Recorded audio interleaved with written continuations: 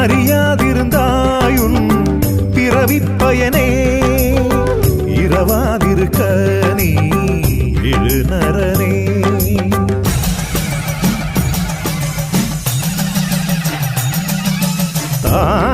தாய் கருவில் இருந்த உன் சுவாசத்தின் அளவை மறந்தாயதனால்தான் நோய் வருதே.